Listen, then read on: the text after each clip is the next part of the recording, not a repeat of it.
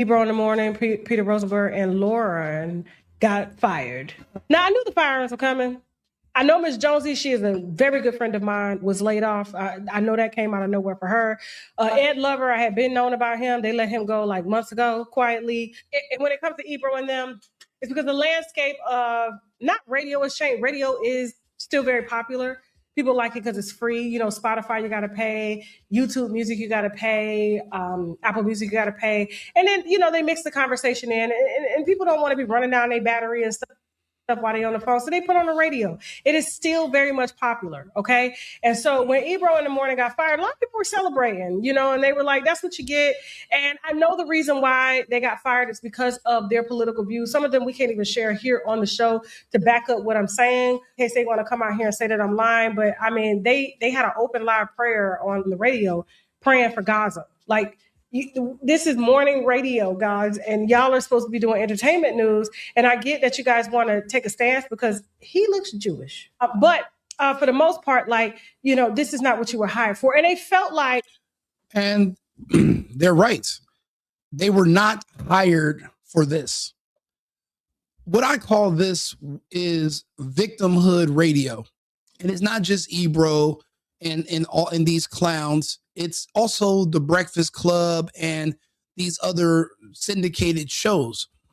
And what they do daily is they remind Black people that you are less than, that you are a victim, that you are oppressed, that you are pathetic. They remind you that you need to never forget that you should be insecure about the color of your skin and how you looked when you were born. So basically, you should be ashamed of your parents. But they also want to make sure you never forget to be inferior to other people. And when I say they, I mean their own fellow Black people. They literally make sure that they get on these radios and they remind their Black audiences that they are inferior, they are less than, and they are victims. They never talk about how they victimize other people and the crime in their neighborhoods and amongst their own personal demographic. They don't talk about the crime and the music. They don't talk about the violence and the culture and just their nature in general. It's always them being a victim, but they never want to admit that they victimize themselves. And then someone puts a camera and a microphone in front of them, and now they can make music and monetize bragging about crime and victimizing others, while also pretending to be the victim. The jig is up. We're not doing it anymore. We're tired of the victimhood propaganda. We're tired of you, soon as there's a confrontation, whether it's over a parking spot, whether you're at the airport, racism, right? We're tired of it. DEI bullshit. We're tired of it. Forced integration. We're tired of it. These people are highly unpleasant. They're difficult to work with because they've been enabled, never held accountable. You know, Tasha K, she's doing this. This is her video, right? Shout out to Tasha K. You know, she said some extremely terrible things about some artists that I like. Some of my favorite artists, I've heard her say some things about. So I didn't necessarily watch a lot of her content. But you know what? From what I have digested from her, you know what I've noticed? Her, even as a Black woman, I've never heard her say she's a victim. I've never heard her say that she can't do this and she can't do that because of the white man and a white person stopping her and she's so oppressed. I've never heard it. But you got these people that make six-figure salaries, get on the radio and cry victimhood, cry about slavery, cry about Jim Crow. We are in the year of our Lord 2025. And these people remind people that they should be victims 24/7. And it's over. You get on the radio, you're going to have the same president for the next several years. And based on the results we're already getting and the fact that all the illegals are being removed, you're going to have another conservative president, hopefully indefinitely. What are you going to do? Sit here and cry about it the whole time and complain about it? People want positivity. When they get on the radio, when they listen to the radio, they want to relax. They want to listen to music. They want to enjoy themselves. They don't want to hear about your political leanings, which basically just show how you feel so sorry for yourself.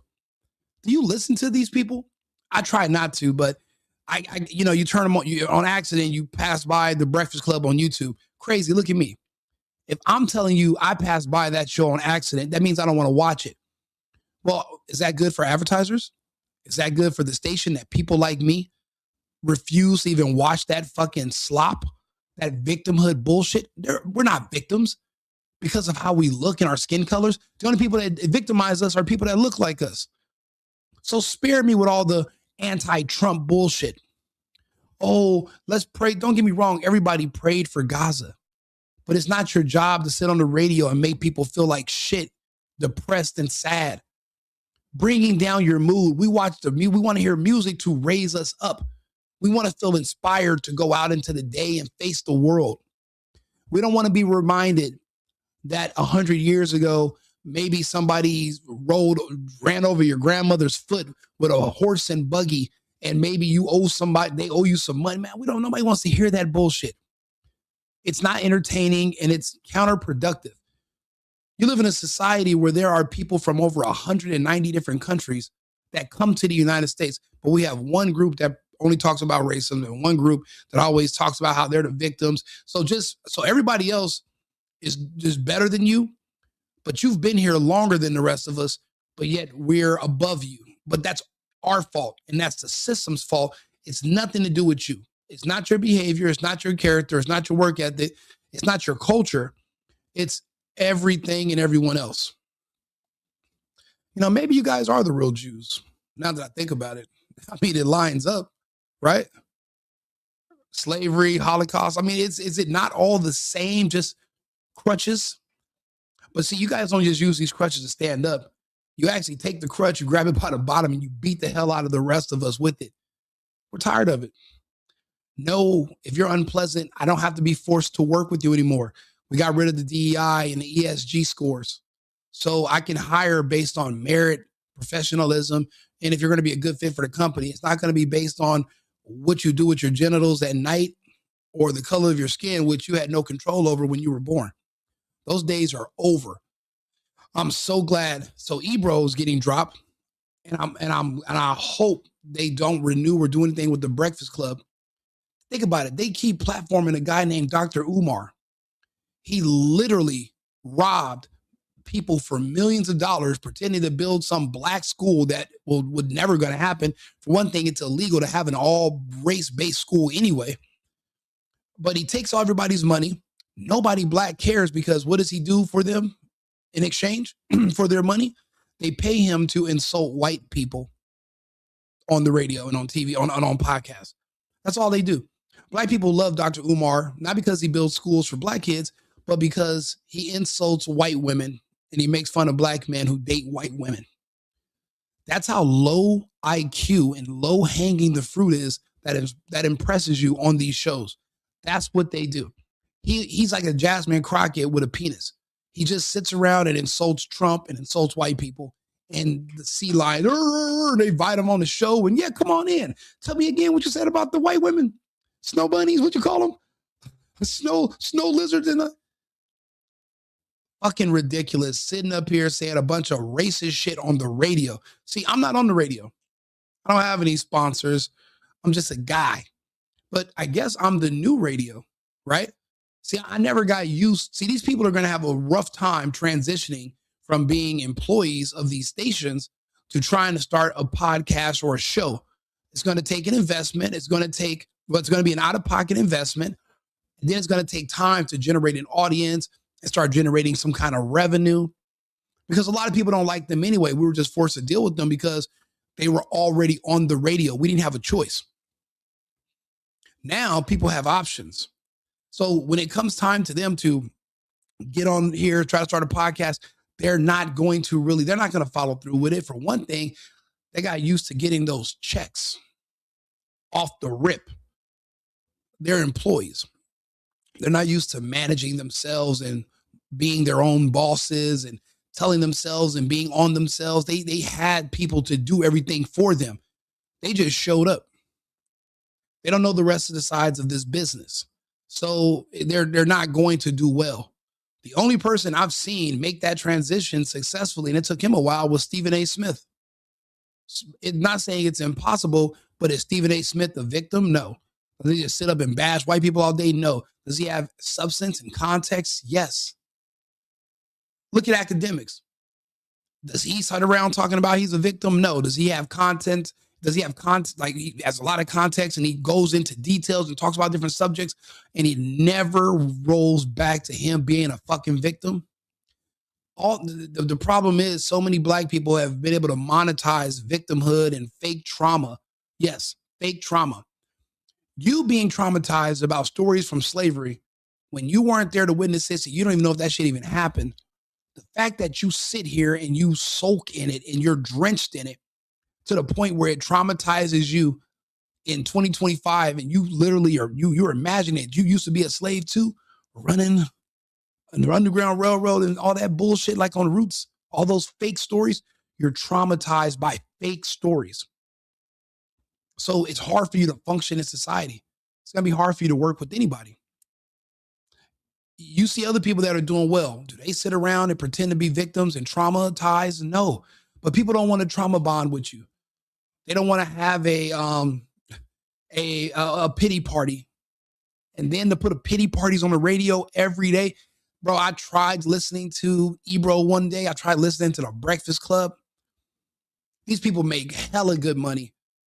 And they sit there and talk about how they're just victims and they can't do this, they can't do that. And it's like, why would you remain somewhere where you're the victim? If it was really that bad, why wouldn't you have moved to Ghana or Nigeria or another country where you can be free?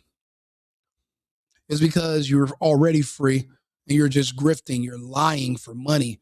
People don't respect it anymore. We're over it. We don't want to support it. The trends are getting away from wanting to deal with liberal victimhood politics.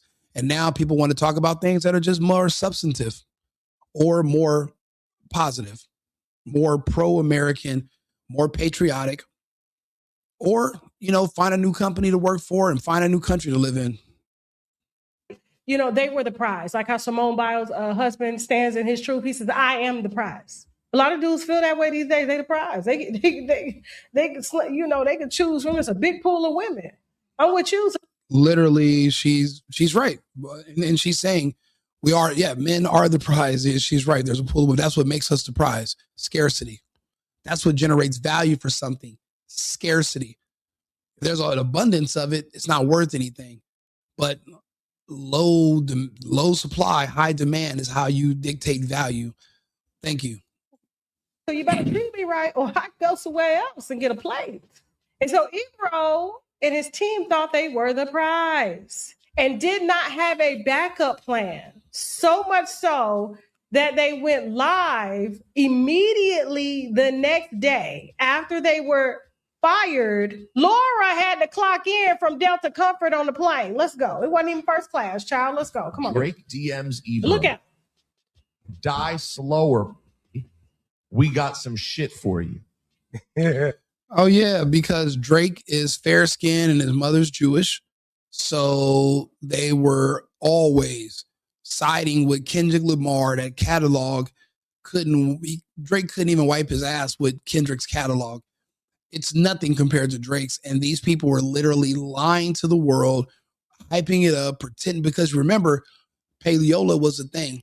That's why Drake sued, because these people are paid to hype up certain artists and to basically suppress other artists, which should be illegal. It should be up to the demand of the consumer.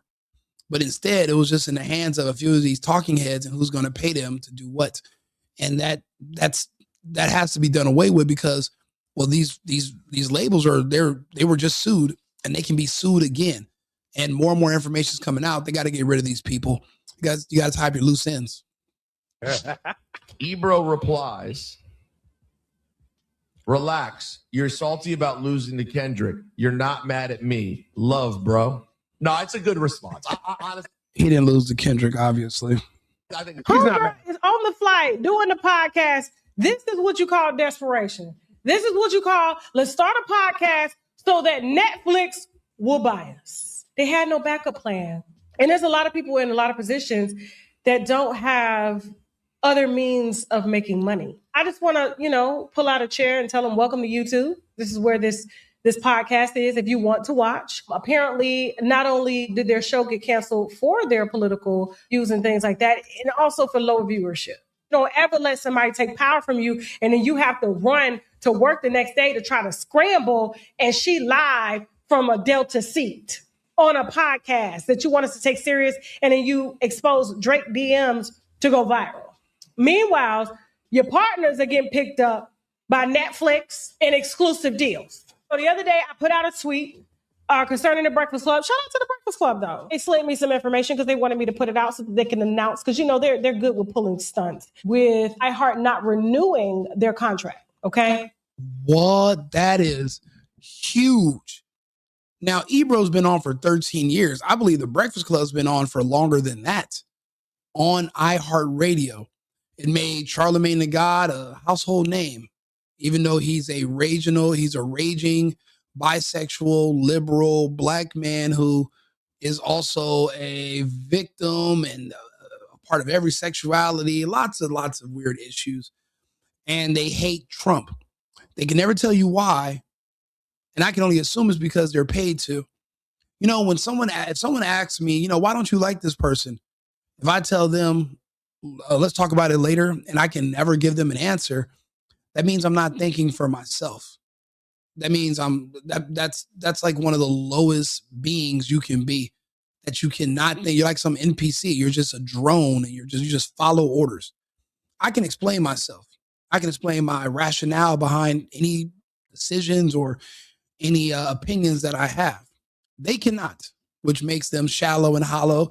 It's entertaining when they get into arguments and fights on there and the ghetto stuff. Jess Hilarious was funnier when she was on her own, but recently there were scandals with her being thirsty, trying to sleep with certain men, or certain men after they slept with her, they left her alone, and she's begging. And yeah, she's insecure about her skin color as well. And even though other women that are black too, but they're fair skinned, she blames it on colorism, why they're being picked instead of her. Then she's pregnant, but she's not married. So she's meeting every single stereotype at her age. Envy's involved with a, mortgage fraud and real estate scam situation that he's also on the hook for that. People associate him with that. And even if he's not in jail or anything right now, I mean, I don't know if it's civil or criminal, but I know that he's in the crosshair. He was dealing with some dude named Caesar, I believe. And he was promoting what Caesar was doing was scamming people. So there's a lot of issues with the Breakfast Club. So I can understand why iHeartRadio might want to cut them. Also, going forward, do you really want to be going up against the majority of the country? The majority of the country gave liberalism and Democrat society a try. We didn't want it. We rejected it. We don't like it. We don't like trans kids. We don't want to see gay kids. We don't want to see mutilated kids. We don't want to see illegals taking our jobs. And these people will never speak out against any of the worst things happening in this country. They're actually in favor of that. Actually, they're in favor of anything that'll help destroy and bring down the country. That's why everything they have to say is just so negative all the time. Just imagine having a pity party every day, and then you think these people are going to grow up and be able to function in society? Hell no. Hell no. Why do you think there's so many people being fired right now? You can't work with them because they're groomed to be miserable. So I'm extremely happy to see that they're now being removed from the air. And so we got it. We posted it. It came from them. It helped to get the conversation going, because when I post stuff, they always like to see me as the adversary. And I was very new. Yeah, the one world government thing is boring. We won't be one mixed race. I don't want a one world government. I want my country to stay in the hands of patriots, not globalists, not Klaus Schwab, not the World Economic Forum. We're not going to be a part of the Paris climate bullshit. You see all the climate stuff is over with and done. We're not going to be a part of the World Health Organization, where there's some group trying to convince you to take drugs that give you cancer and kill you. Believing any of that science in the first place was bad. It's just that you didn't have a voice. Well, now you do. We could get on the internet and talk to each other, or we can go out in person and talk to each other, because now we have public speaking practice. I believe, like, when I sit here and talk to you guys and I'm on this camera, I got a microphone, whatever. This is me public. This is public speaking practice, because I have to have these conversations with people in public. You never know. I might not want to run for something, but people might want to elect me for something. But before you consider electing me, I have a body of work now that I have thousands of hours of and thousands of videos on the internet where you can go and just listen to my thoughts on any single topic.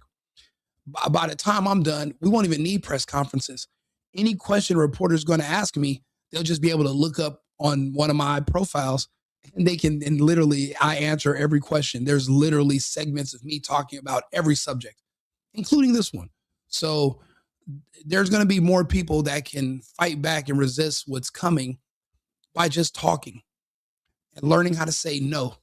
I wish more of you would have said no to the vaccine, but that's another part of this equation I was going to bring up.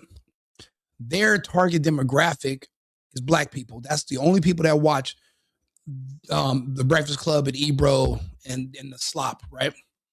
The Black population was only 13%.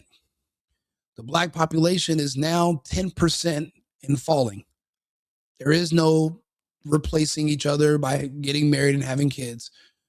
A lot of them took the vaccine. They're not coming back. They're gone. And the ones who survive are gay. So they're not having kids anyway.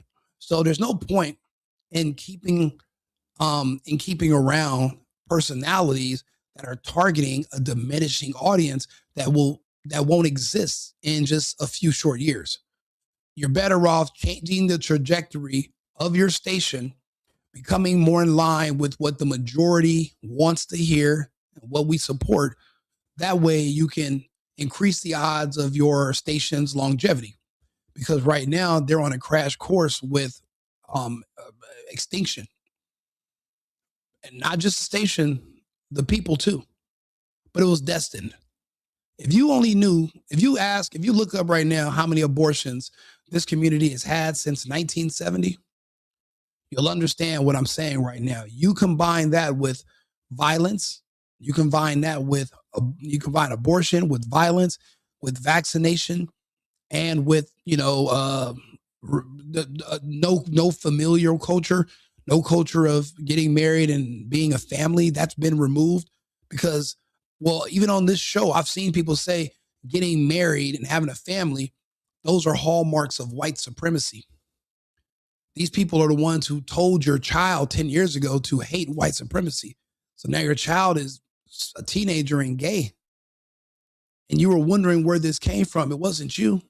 Well, look who you let them listen to. With that post, I was just like, do y'all want to see the Breakfast Club stay, or do you want to see them go? And it was very mixed reviews.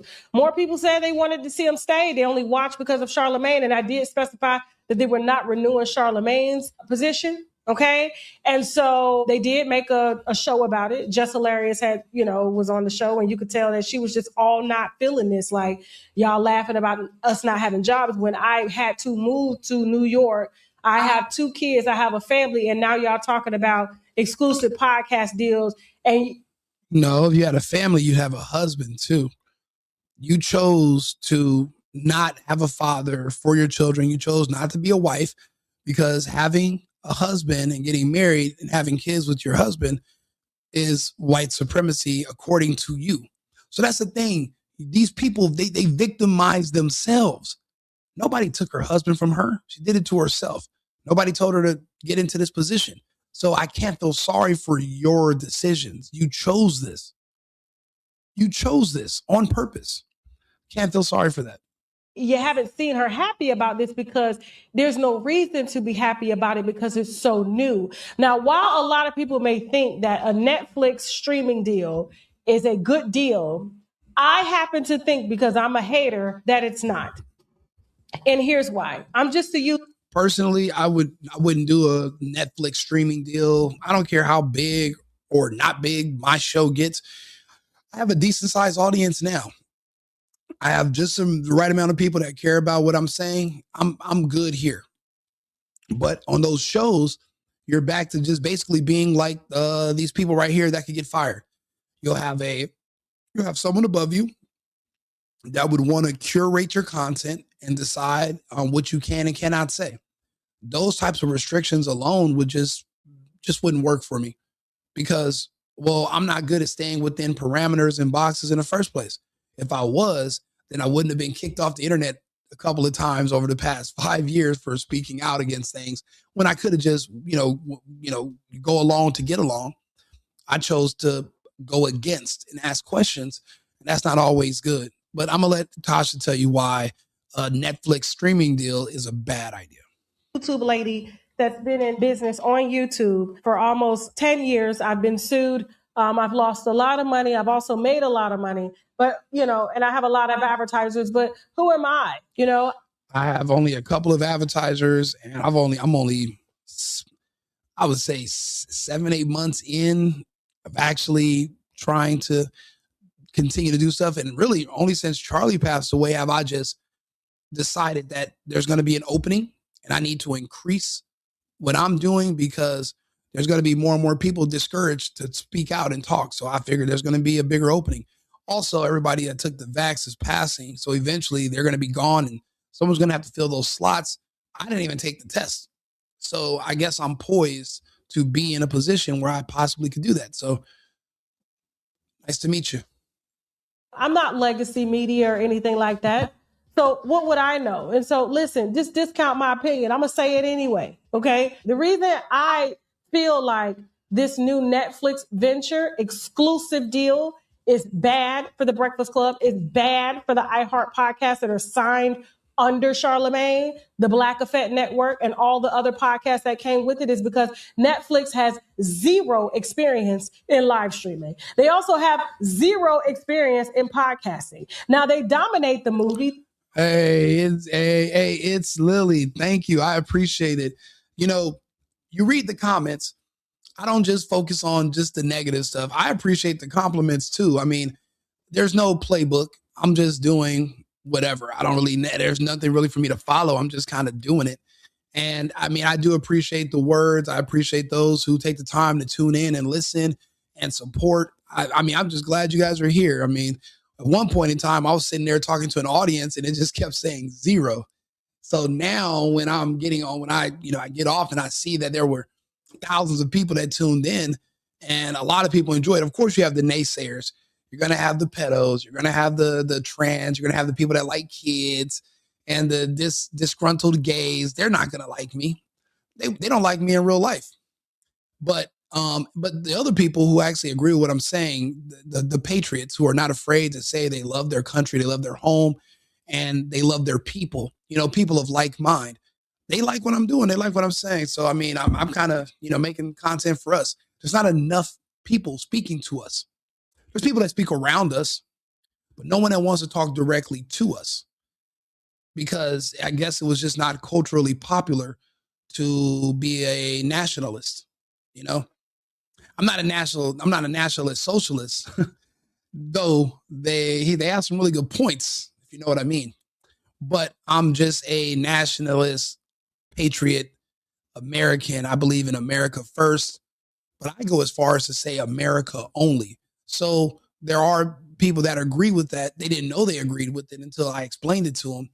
And when I say America only, that means putting our interests above those of any foreigner or anybody else on earth. America first means Americans first.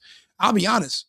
I'm saying we're going to boycott these companies that want to take our money. They want to take our jobs. And instead of giving them to illegals, they're going to give them to robots. Fuck those companies. We're going to boycott them too. Take your technology and go to hell with it. We're not going to let you just streamline and push us out of the workforce so you can give us UBI.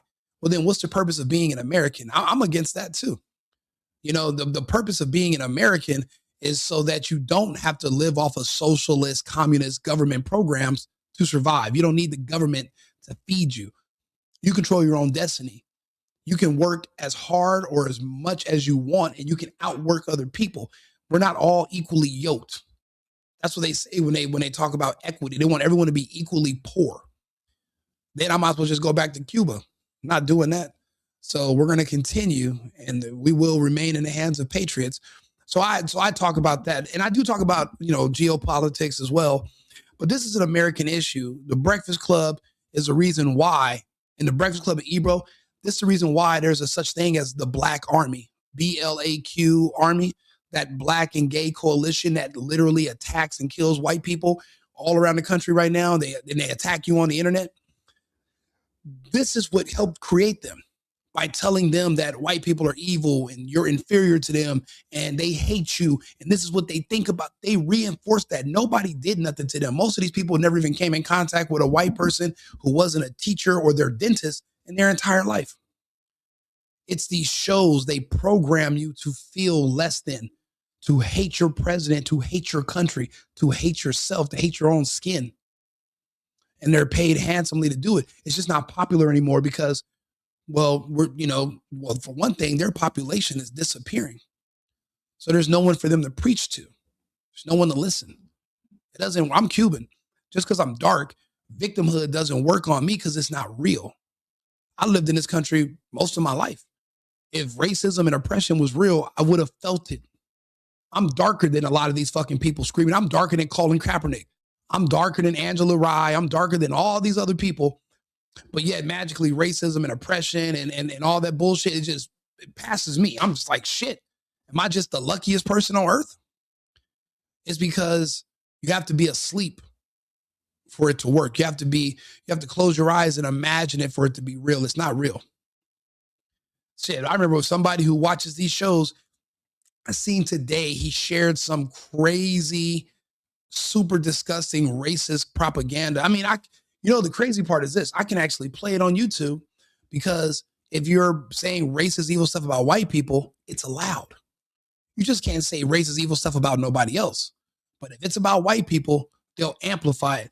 They might put me in the algorithm so deep, I might be up there with Sean Hannity, or might be up there if I just play one video that just talks bad about white people. They amplify it. So I seen that they put that out there, and it's a person who they love all this black stuff. And it says, 150 years ago, white people were raiding the tombs of all the pharaohs and they ate the mummies.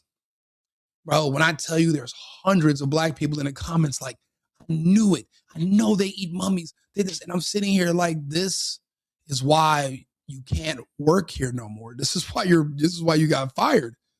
You're a psycho. But your insecurity about your skin color and your inferiority complex, it translates into eventually anger and resentment. Now we're fighting in our own country. We both speak English. We both know the lay of the land. But you hate me based on your skin color, and you assume that I hate you based on your skin color, and I don't even know you fucking exist. I don't even care. I get up and go to work. I don't give a damn that you live in your neighborhood. You guys do what you do. It have nothing to do with me. So that's why a lot of this stuff has to go. I was going to actually play the video about the mummies. If you guys, if enough people ask me in any of the comments, I'm going to check all the pages. If anyone asks me to show them that video, I'll play it. But you can just see the kind of disgusting flop or slob or whatever disgusting trash. If you want to see what kind of trash that these people on these shows are pretty much spreading to black people every day, even with their guests, I'll show you. But see, you don't watch this type of programming because you're not black, so you don't understand what they're ingesting 24 hours a day. That's the reason why they don't understand the laws and why they talk a certain way and why there's so many problems. They're groomed like that by each other, and I'm glad these programs that have been destroying them mentally are just being done away with. I'm excited about it. The TV shows and things like that, because that's what we know them for. But when you're trying to enter a new realm, you're buying up Warner Brothers, podcasts, and you're trying to make yourself a major player because you're trying to compete with Spotify, YouTube, Amazon, iTunes, everybody. It's like they're trying to knock out the entire competition, but they have zero experience in doing that on a platform that is mainly known for movies and TV shows. Personally, I'll eventually be on iTunes and these other platforms. Right now I'm on 8 platforms right now, but I'm more net-based.